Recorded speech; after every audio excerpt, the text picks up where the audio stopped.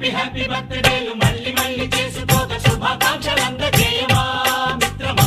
ఆపలేని స్వేచ్ఛ ఉంది, అందినంత ఛాన్స్ ఉంది, అందుకోర పుత్ర రత్నమా నేస్తమా. జీవితానికే అర్థం ప్రేమని మరిచిపోదు మా యవ్వనమే. ప్రేమ అన్నదే సర్వం కాదని చాటుతుంది మా అనుభవమే.